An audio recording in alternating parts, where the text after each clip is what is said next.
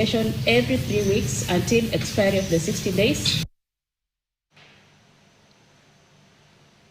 We'll keep you updated on how that particular case develops. Shifting focus, the bloody Russia-Ukraine war has drawn fighters from across the world, but allegations of many Africans being coerced into joining the Russian military have emerged, with the latest victim, a Kenyan athlete, only identified as Evans, claiming he was duped into signing a military contract after 2 weeks of allegedly being in the country as a tourist. As Gloria Milimbo reports, Evans told Ukrainian soldiers that he had traveled to Russia alongside 3 other Kenyans on a fully funded tourist trip by a sports agent to St. Petersburg, only to be duped into signing the contract.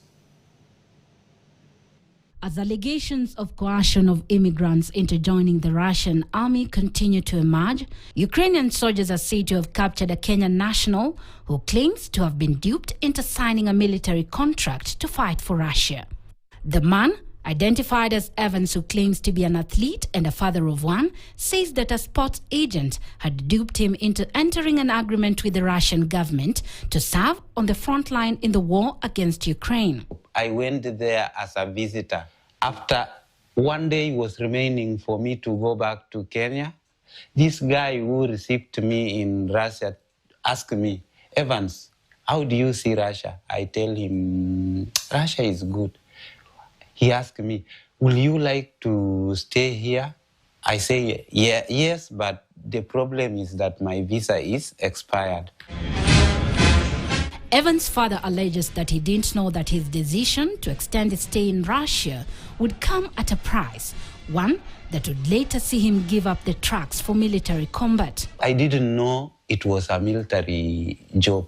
So he told me, sign here, sign here. After finishing signing, he took my passport and my phone and say, I will bring back to you.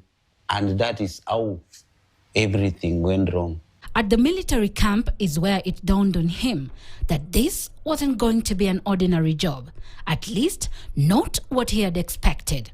He claims that he took off during his first combat mission in the North Kharkiv region and wandered through the forest for 2 days before surrendering to the Ukrainian forces. I found myself in a situation where I could not get out of it.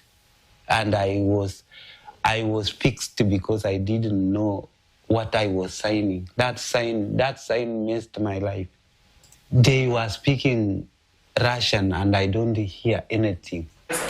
In what is now seen as a move to neutralize Russian influence in Africa, Ukraine's ambassador to Kenya, Yuri Tokar, during a meeting with the Standard Group acting chief executive officer Chacha Mwita, said one of his tasks is to prevent such cases from happening. It's very important for